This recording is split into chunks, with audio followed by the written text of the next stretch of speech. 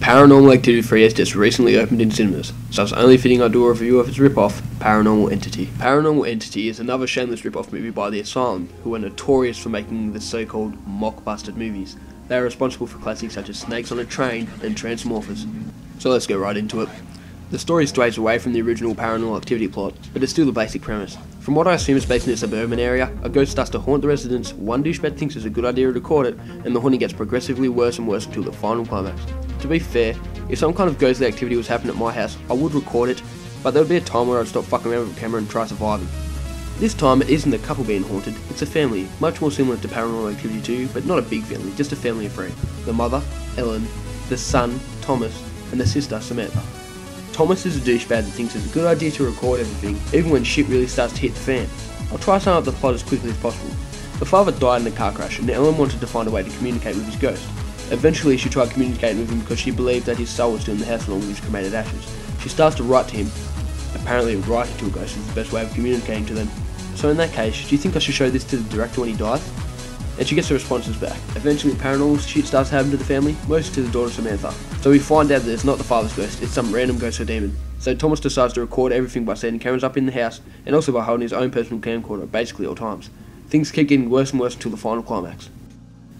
Now, the movie's start is a bit of a disappointment. It basically tells us the ending right from the get-go. Not the exact ending, but we all know who's going to survive and who's not.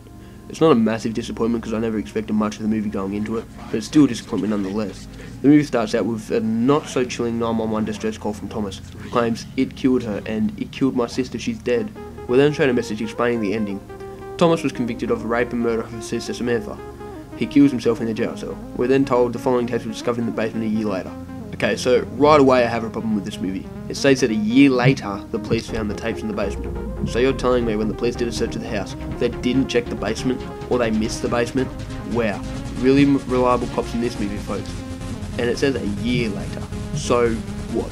They went back to their residence a year later and then went into the basement and found the tapes? These cops are lazy if it takes them a year to return back to the crime scene and do a proper search. But the thing I find weird is how the tapes did end up in the basement. Thomas just thought, if I prove my innocence by showing these tapes to the police, I'm just going to go hide them in the basement without mentioning a thing about them to anybody. I'd much rather go to prison and kill myself. What an idiot. I don't want to get too worked up about this because I mean, come on, it's just a cheap rip-off movie, but at least get some logic in your films. The main problem I have with this movie is the dragged out boring scenes. If you've seen any of Paranormal Activity 3, the final scene goes for a while, but they do it brilliantly. It has you at the edge of your seat. It's actually scary and fun when you're with your mates. But there is multiple dragged out scenes in this movie, and man are they boring. I dozed off for a few seconds a couple times, not even joking. And this is in the middle of the day. It's just one of the most boring movies I've ever seen, and I'm not over exaggerating either. They feel very dragged on and boring. You're not sitting there scared or anything, you're sitting there looking away from the screen in boredom.